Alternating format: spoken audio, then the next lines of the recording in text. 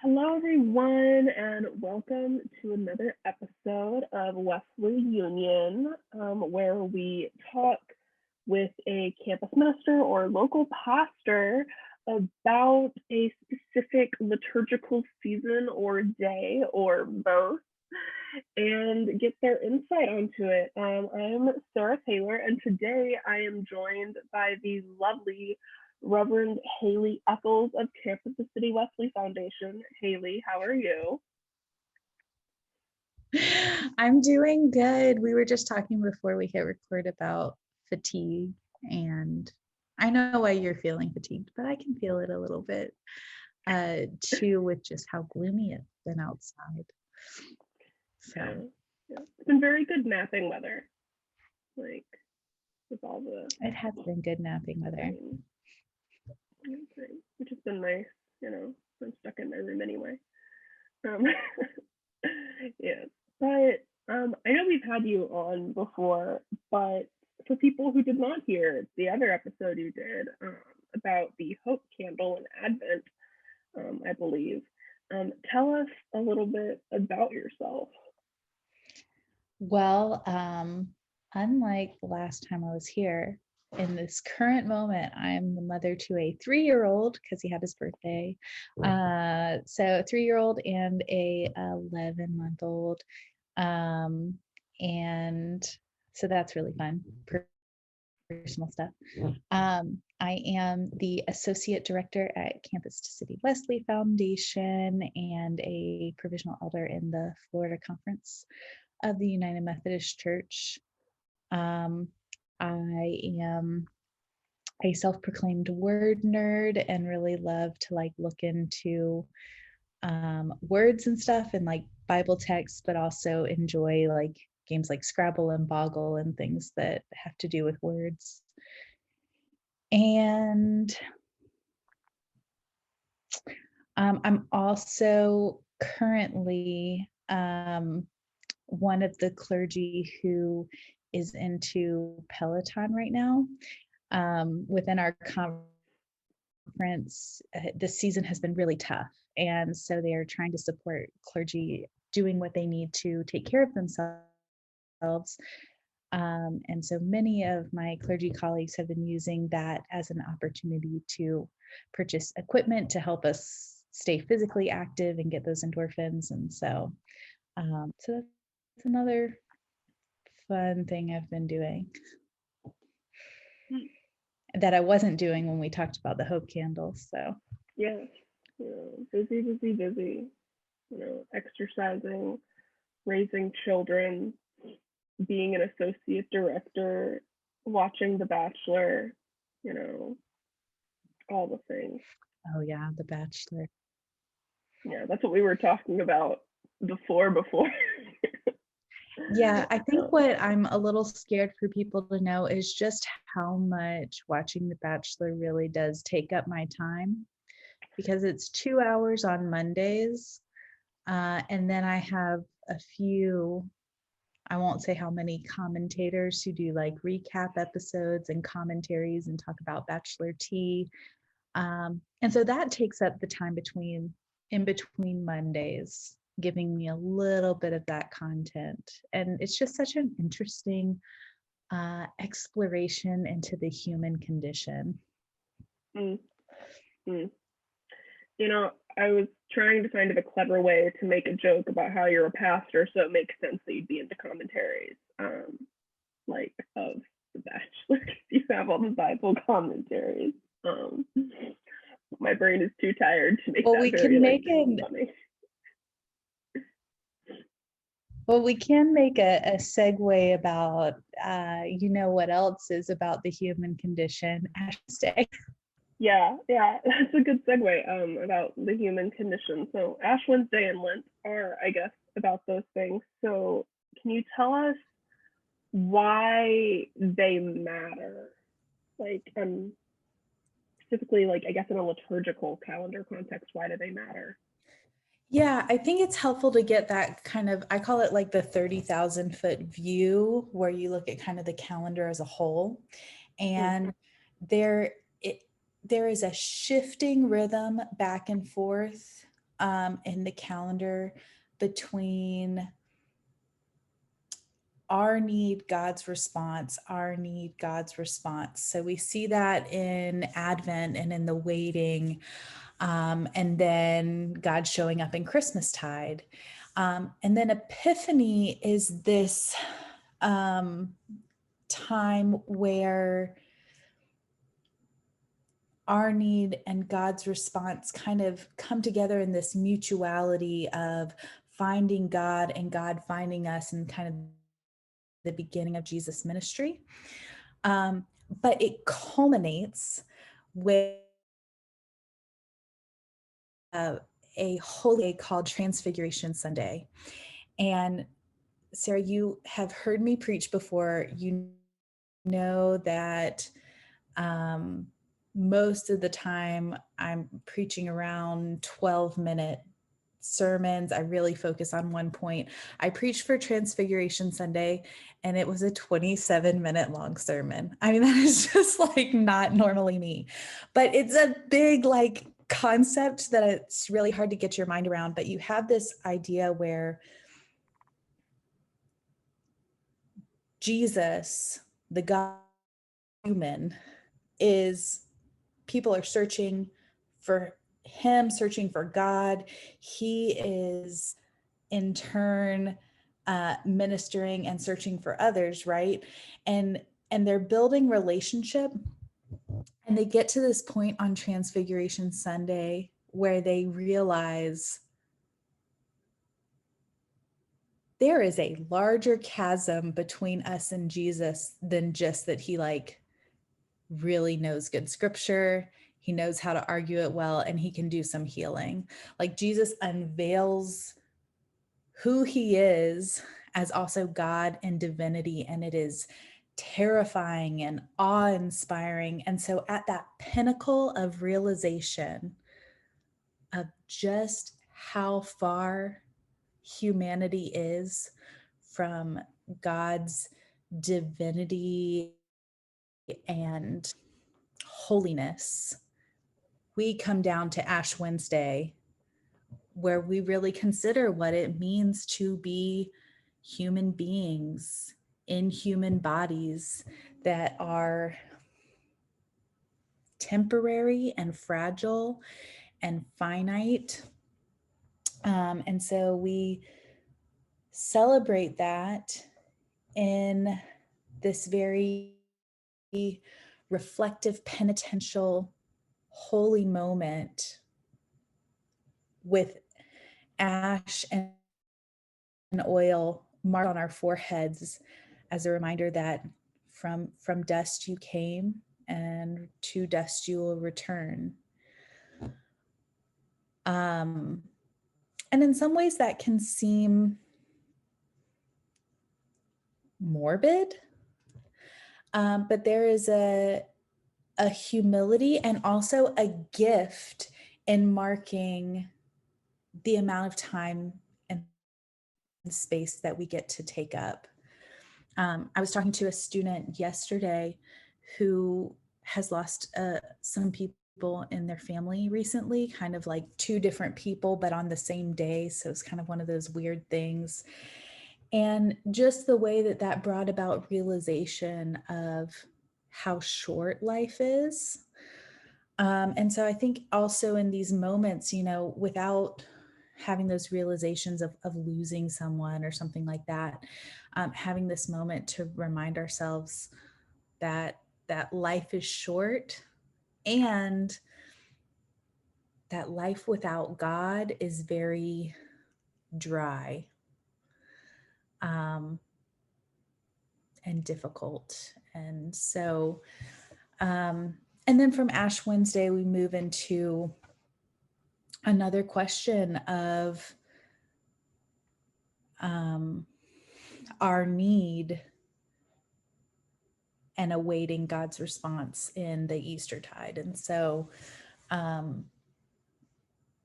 we use things like fasting to be able to highlight our focus on our need for God and our need for that relationship, even as terrifying and scary and awe-inspiring as it might be to have something so holy and powerful holding our lives, if we take that away, I think we also realize that trying to live life apart from God is worth that submission. And ultimately also that God is wholly good. And so while we can't really contain that amazing and awe-inspiring and sometimes terrifying power, that it is a good power. So anyway, that's my why it matters and where it fits. Yeah, no, that was really beautiful. I appreciated that explanation. And kind of the way you talked about the pre-Ash Wednesday leading into Ash Wednesday and then leading into Lent. And like the flow, I really appreciated rather than you kind of isolating them, because they're not isolated events, right? Like they might like feel like these shifts and these different things, but really it is this flow and rhythm that the liturgical calendar offers us. Mm-hmm. So I was really, I appreciated that. Now that you've like given us the, I guess, like larger theological flow, kind of what to Ash Wednesday and Lent, what do those mean like for you specifically? Like how do you experience, interact, resonate with those on a personal level?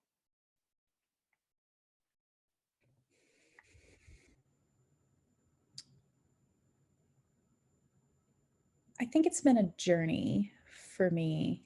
I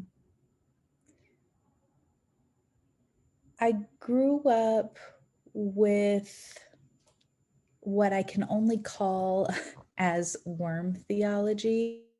This theology where we are worthless without God. And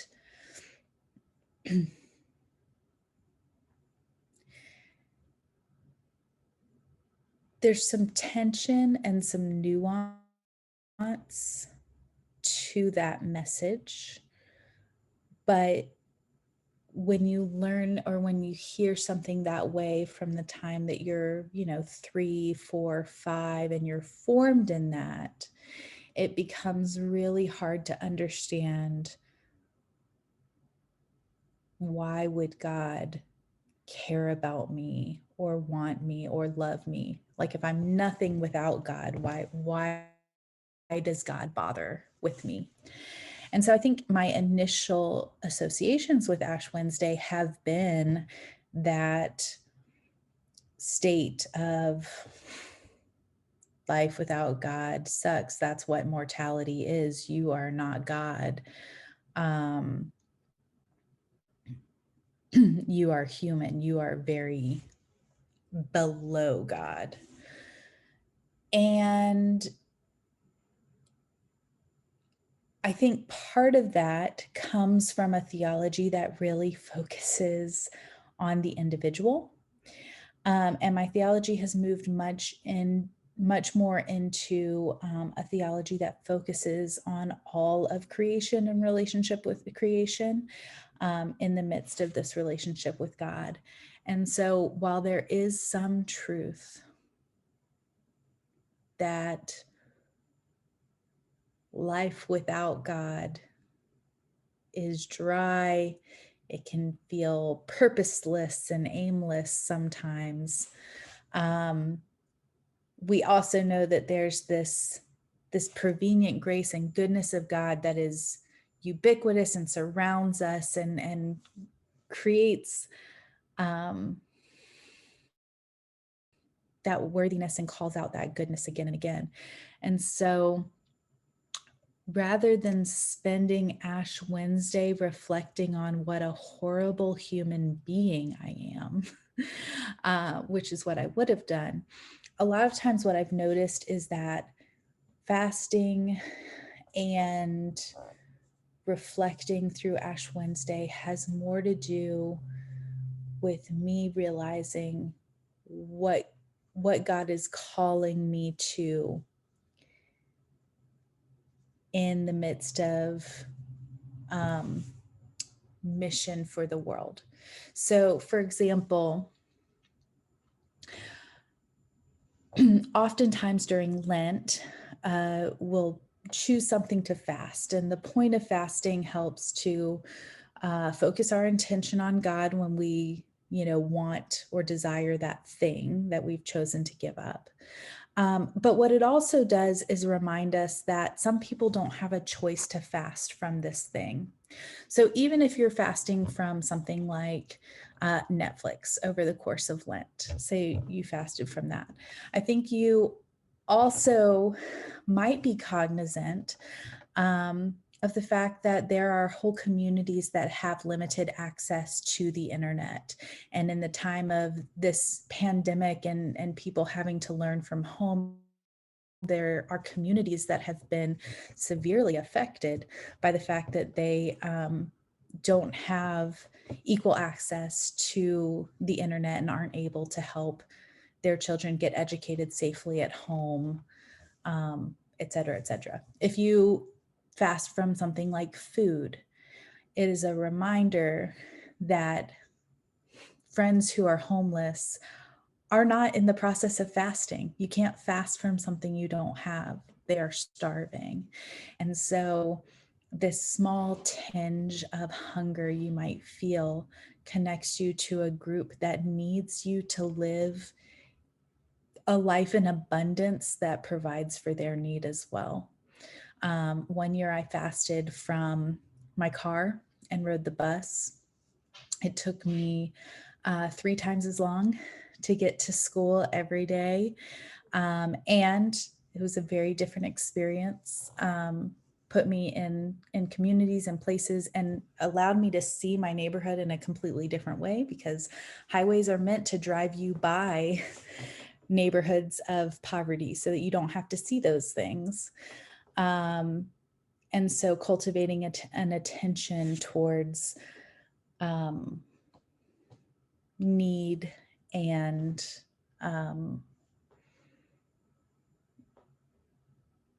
how advocating for others is a very important part of our call as the church. And so for me, Ash Wednesday and Lent are important because they help place me in the context of all of creation and all of creation's needs. And oftentimes what I'll find is the same power within me that we celebrate in resurrection is the same power that can help me to advocate, to give, to trust in God's abundance, to help meet the needs that I can in this lifetime. That was beautiful. I appreciated all of that, really, and the placement of yourself and your experiences and like this connectedness to the world around you, right? And like what these seasons are meant to remind us of. I know for me, Ash Wednesday is like my favorite liturgical holiday. I love the, from dust you came, to dust you shall return. I get this image of, when God reached down into the earth and he formed like humanity, like in the beginning. It's like God took the time to reach down into the dirt that we walk on and kind of don't think about, and saw the potential for everything that is around us. And it's this reminder that like everything is sacred and everything is mattered, and God chose to come be with us and create us in some way, for me. And so I love that. And I love the way you also like connect all of these things to kind of the broader like world, and that it's not just about us.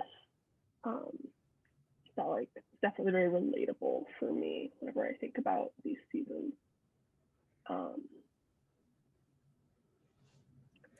I will say that I can sometimes swing too far into the communal in a way that I get very uncomfortable with those individual needs that I need to work on.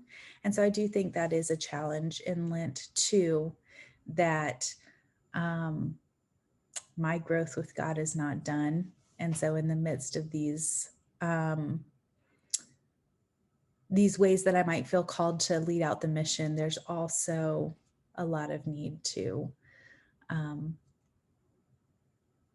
grow and confront the spaces that God needs to be present in, and realizing the places where I am weak and human and not perfect. Yeah. Yeah. As God is, drawing close to and investing in humanity, like God is also drawing close to and investing in individuals and being present in not only our communal dust, but our individual dust. And yeah, so there's absolutely that layer. So good. We're going to take a quick break, and then we will be right back to dive more into Ash Wednesday. Studio Wesley is sponsored by Campus to City Wesley, a ministry of the Florida Conference of the United Methodist Church. Consider supporting the work of Studio Wesley by supporting Campus to City Wesley on Patreon at www.patreon.com/ccw. And we are back with the second half of our Wesley Union episode for Ash Wednesday and Lent. I almost said Advent because I said a lot of that a couple months ago when we were recording these. But it is past Advent. We're in Ash Wednesday and Lent season. And let's just dive back into questions. Haley, what is the story behind and reason for Ash Wednesday and Lent? Like, why is it still significant to us today as a society? So I'm not a great church historian, I'll just say that. But I know that in many traditions, and I believe when Ash Wednesday originally started and Lent started, that this was a penitential and searching time for people who wanted to become members of the church, that they would actually get baptized on Easter. But during these 40 days of fasting and prayer, it was a chance to say, this is a choice. Discipleship is going to demand something from you. It has a lot to do with coming to grips with who you are and who God is. And so through this 40 days of fasting, prayer, and also some catechesis, that fancy word for like learning the education behind our theology and church and all of that stuff, that people would have an opportunity before they got baptized to really feel that this was what they were called to. We see a huge shift of that in today. One, because we have a lot more access to things like baptism and church membership, because the way that ordination has shifted and changed, and allows most churches who do have an ordained pastor and are able to get baptized any Sunday, and respond with some immediacy to this call that God has placed on their lives. Plus, we also have in our tradition, in many traditions, this belief in prevenient grace that allows people to be baptized and raised into the church, so that it's not something you have to wait for in the same way. And I think there's a high view of God's grace in that action. I think it has stuck around for a lot of different reasons.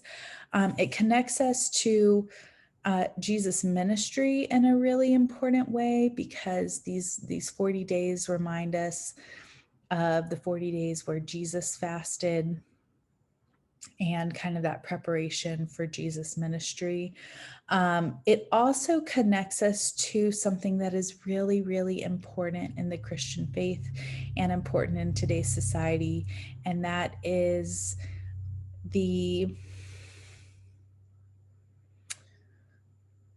I'm going to say like even playing field that we all have as human beings, that we live in a world that places value and hierarchy on different people. And yet Ash Wednesday is the one day where we remember, like, it doesn't matter if you're the president of the United States, or if you're the single mom who's in the welfare office, like both of you have the same mortality and humanity. And you both need God in the same way. And so I think it also helps to remind us of the type of partiality that we have as humans that God doesn't have, or if God does have partiality, it is usually for the single mom in the welfare office who needs the rest of the world to give them the value they're due. So I think that answers the question. Yeah, totally. That was beautifully put. Thanks. Yeah. You mentioned in that the Jesus' 40 days in the wilderness, which is like obviously like a Bible story, and I guess it like comes to mind when we start talking about Ash Wednesday and Lent. But I'm curious if there are other scriptures and stories from the Bible that come to mind for you when we start talking about these liturgical days and seasons. Yeah, the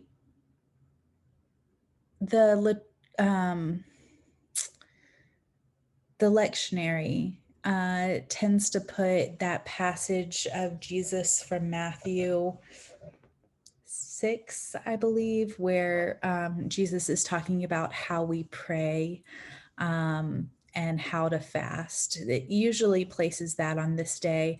It's a really interesting juxtaposition of Jesus talking about private fasting and prayer being for God at a time in which we mark ourselves so publicly as people who are entering into this season.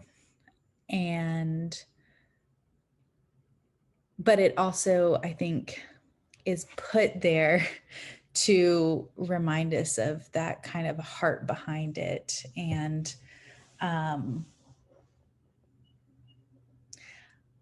allow us to be reminded that if you give up coffee, that doesn't mean that you can be mean to everybody every morning when you have a caffeine headache kind of thing, or if you give up something else. But the scriptures that really come to mind when I really think about ashes, I think about Job and this pitiful man who's covered in boils, who just says, "Leave me to my sackcloth and ashes," and like keeps telling God, like, "Why didn't you just kill me already? Like, I'm so miserable." I think of ashes. There's one other story I was going to mention, but the main story that I also think of is the story of Tamar in 2 Samuel 13. So her story is a really challenging one to wrestle with, but she is raped by her brother, and therefore is basically stripped of any even as the victim of any value to society. Like, people aren't gonna want to marry her anymore, and loses a lot of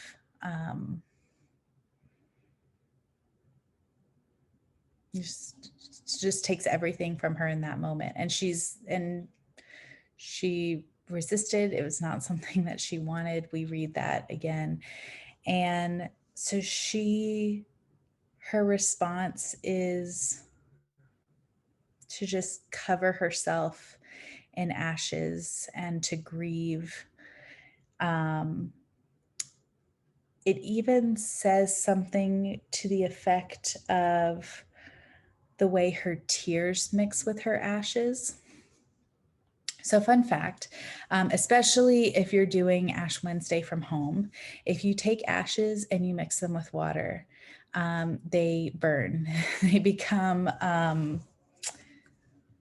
activated, I guess. And so if you, I think Derek even has a story of when he did that and people ended up having like little red crosses on their forehead for the rest of the day from where they had gotten somewhat singed by this practice. It's why you're supposed to mix the ashes with oil, not water, so that people don't end up getting burned. But reading her story and imagining the way that she is punishing herself, covering herself with ashes, feeling so hopeless, and just imagining her tears mixing with those ashes and just singeing her skin. These are the stories, I guess, about ashes. It's grief. Sometimes it's even self-flagellation in a way, and mourning, and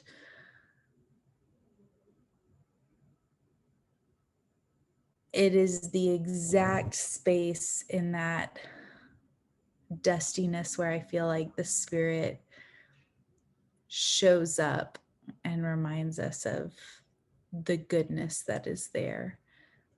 But there's a journey through the ashes to get there.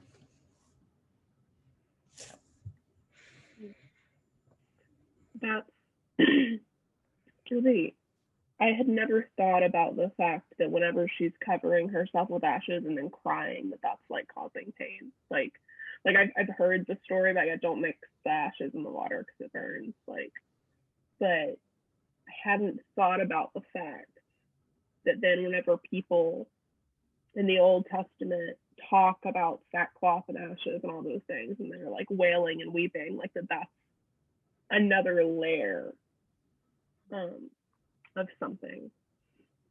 So it's an insight that like paints a real image, I guess. Yeah.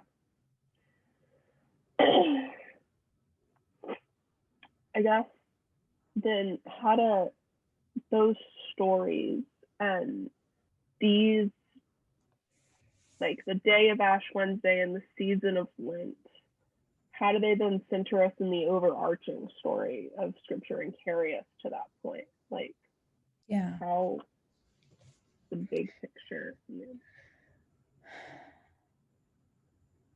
Some people are able to connect with Ash Wednesday and Lent and its suffering in ways, in easier ways than others. If you,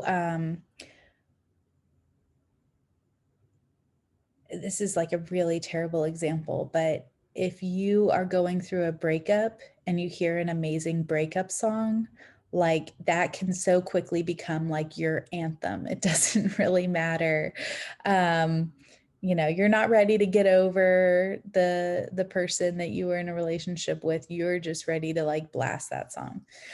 For some people, going through Ash Wednesday and Lent is like a place where they can name and recognize the fact that they have been suffering. And in this year in particular, in 2021, I feel like in 2020,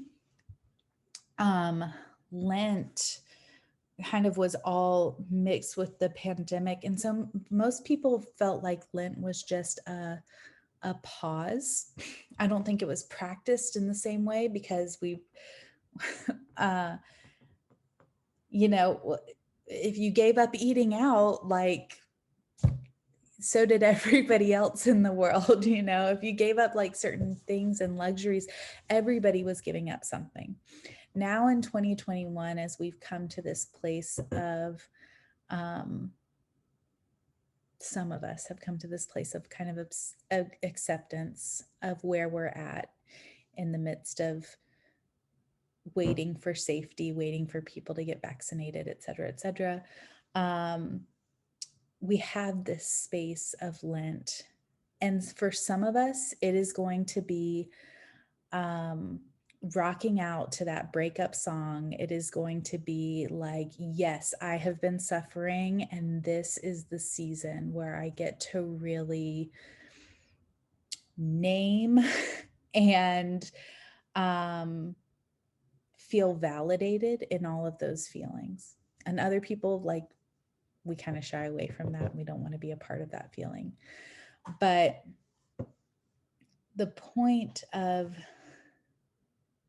even for those people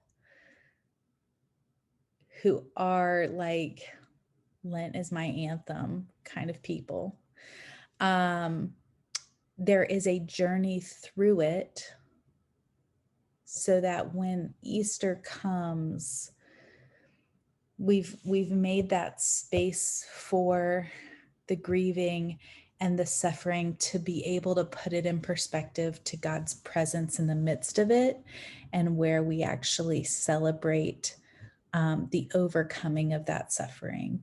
Even if it's not something we get to fully embrace in the season, even if it's not something where, the resurrection is significant for people who are living in the middle of a pandemic, it does not immediately resurrect us from the consequences we have of living in the pandemic right now. But it allows us to put those things in perspective so that we can journey through that suffering and come to a place of hope and restoration and healing that doesn't rush there in like a toxic positivity type way, but acknowledges the full journey of what it is to be living in this world, to be people who are prone to fragility and suffering and vulnerability, and yet serve a God who can overcome those things. Beautifully put. Beautifully put. Haley, thank you so much for being here today and for sharing about Ash Wednesday and Lent and enlightening us all a little bit. I really appreciate it. I enjoyed it. Any weird face I made was not you. It was me being tired and not feeling the best. But thank you again so much for being here. And everyone, thank you for listening. And stay tuned for another episode where we talk about Holy Week. I think it's actually going to be the next episode. There's, got to get through the season of Lent. So we'll be back in 40 days. Bye. Bye.